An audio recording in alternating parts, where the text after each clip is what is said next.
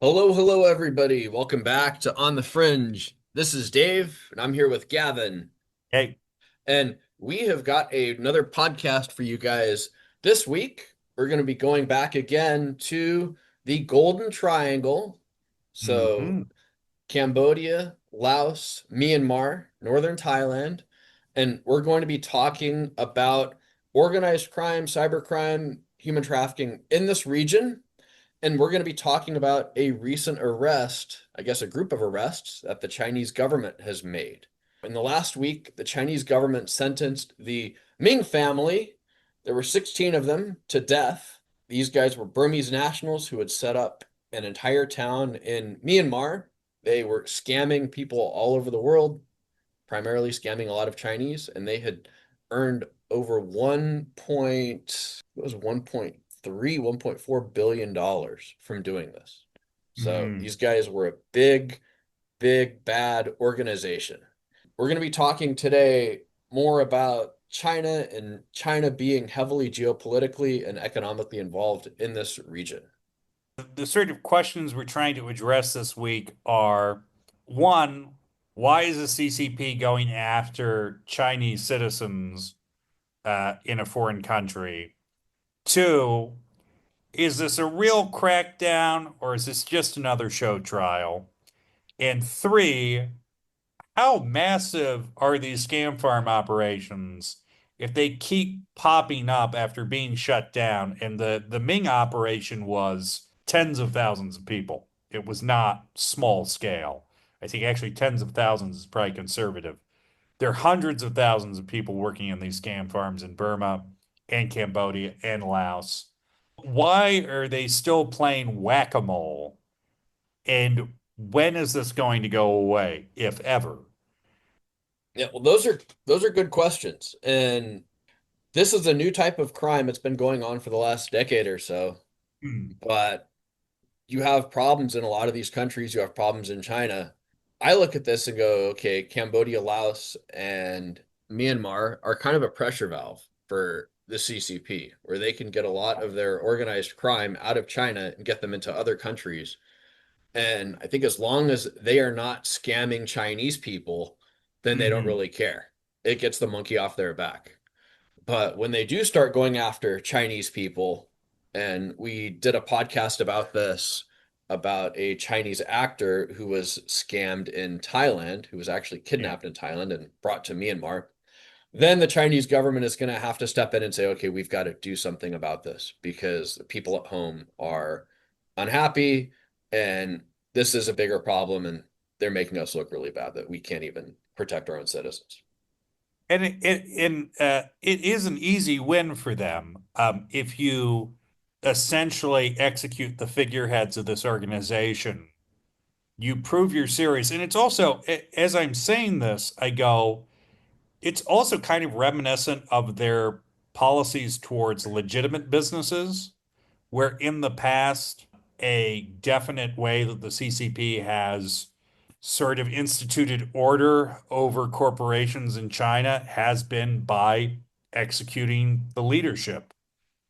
If there is illicit or illegal activity, or if there's a major like industrial error or accident, or there's issues with quality control, I know heads of corporations who were involved in food production where there was a poisoning scandal. I mean, those people are literally, it's okay, you guys are at the top. You are the three executives in charge of this. We're taking you away and you're not coming back. And this has been a policy in the past with perfectly legitimate businesses, state-run businesses in some cases, and they just seem to be extending that logic to organized crime, Mhm. which I guess makes sense because they're both organizations and they're going, well, we can't get rid of everyone involved in this, but we're gonna set an example. We're gonna say we will not tolerate this. And we're also gonna say to our public, we hear you. We know you're upset. We know you're tired of being targeted. We know you're afraid for your families, for your elderly family members being targeted by these guys. We're going to do something about it. And this is them doing something about it.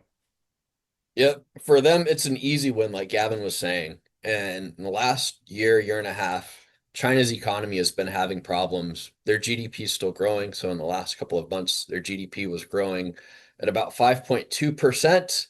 Property Mhm. values, though, are dropping even faster. So a lot of Chinese have put their money into real estate across the country. If the real estate market falls apart, then people are going to go, okay, what about my life savings? What about my nest egg?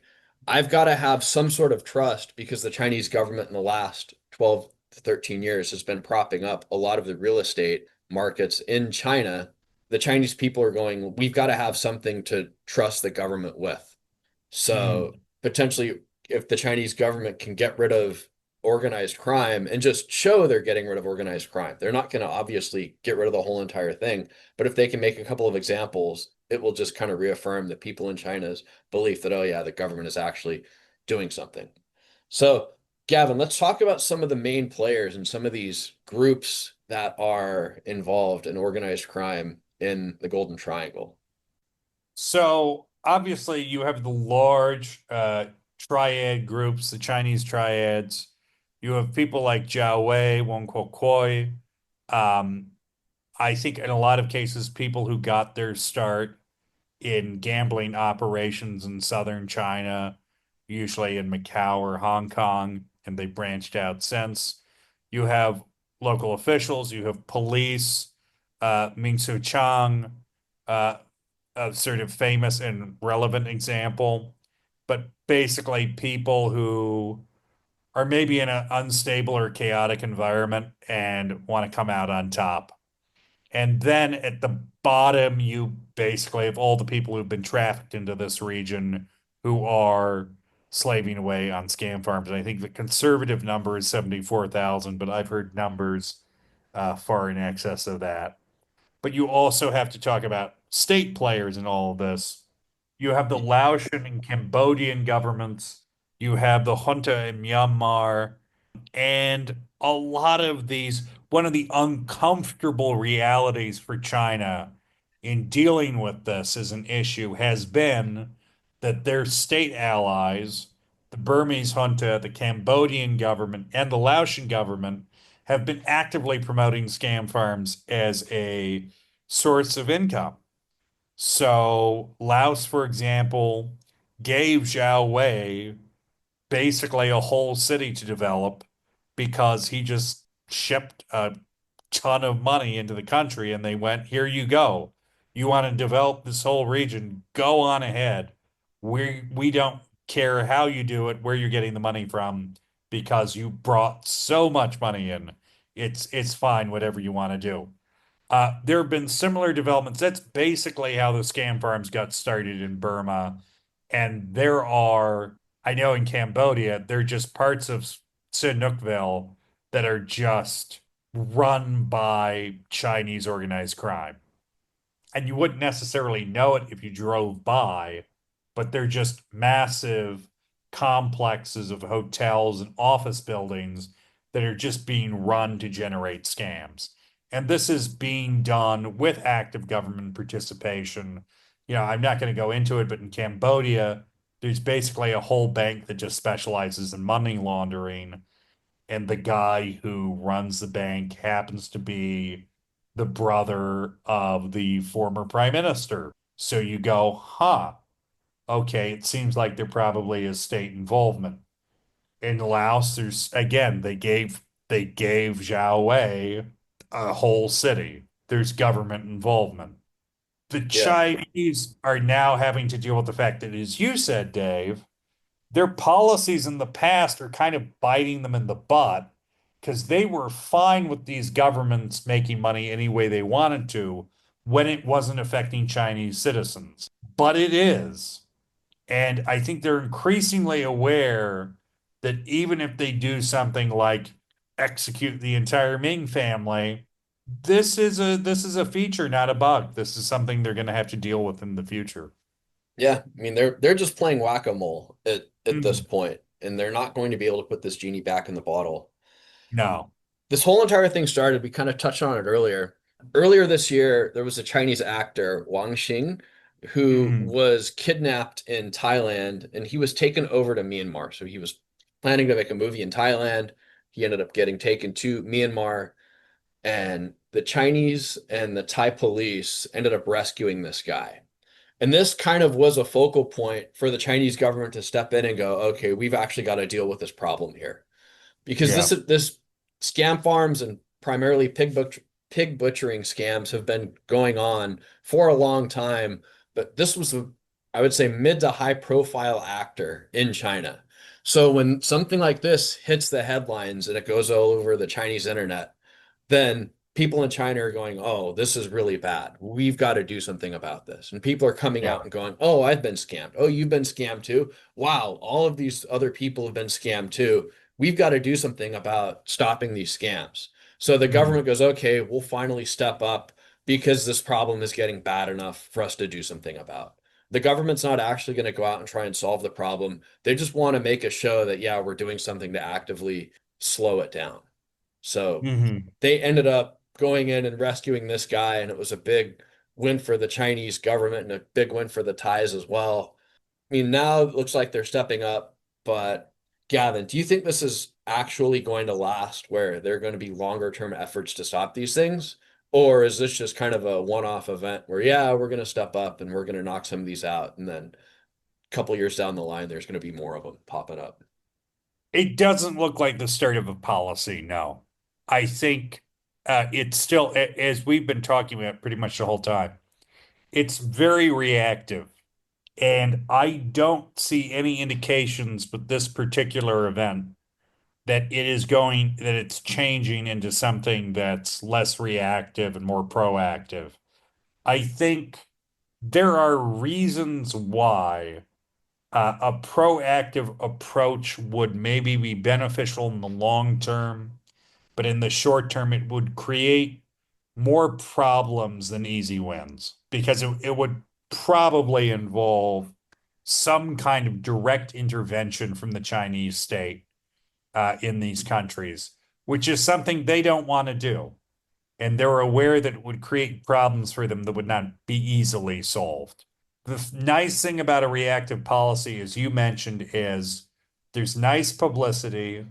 They can say, we're doing something to address this as an issue, but they don't have to make actual policy changes. And they don't have to actually involve themselves in the policy decisions of client countries. Well, and two, I mean, it keeps the monkey off their back where the Yes. Laotians, the Myanmar junta, and the Cambodians are at the forefront of dealing with this stuff. And the Yeah. Chinese are there kind of as we're the last resort. So if you guys can't get a handle on things, we're going to step in and do what we have to do. But Mhm. we don't want to do that because it's your job, it's not ours. In some ways, the Chinese government, I would say, gains face and they prevent themselves from losing face, from stepping up and actually going, we're doing something to protect our citizens. Yeah. But scam farms are potentially more profitable and they're safer Mhm. than drugs. Yeah. So these are going to continue to get worse. We've talked about this over the past year, but scam farms are getting, I would say, better in terms of being more believable, primarily Mhm. because of using AI. Yeah. And now you can get on ChatGPT. You can probably say, I want to write a script to my friend to help my friend apply for jobs. And it can take this and know a little bit of English and say, okay, ChatGPT is going to do the brunt of this. I'll change a couple of words here and send it out to somebody. And they can just send it out in mass. And all they're trying to get you to do is click the link where it's believable. I can just tell in the last month and a half, like it's improved a lot. I get BS emails, I get BS text messages every single day about fake jobs and stuff from random phone numbers, and I never click on any of it. When I open it up or when it comes in, I get a notification. I'm like, dang, this is actually getting more and more believable. Mhm. And it's going to continue to get more and more believable in the future. And all these guys need to do is get you to click one time. And if you click that link one time, then they can potentially access your computer or they can access your personal information. And it can be really, really bad for you. So be increasingly careful. Yeah, this is not an issue that will go away anytime soon. And I think the CCP at some point is going to be forced into a proactive posture on this issue. When that happens, I think is anyone's guess. Hmm. Um, on that note, we will continue to follow this story. This is an ongoing feature, and we will continue to update you on the scam farms of Southeast Asia. Thank you for listening to On the Fringe. Please like, comment, subscribe, share with your friends, share with your enemies. And as always, it is a pleasure. We will talk to you soon on the Fringe. Thank you guys. Take care.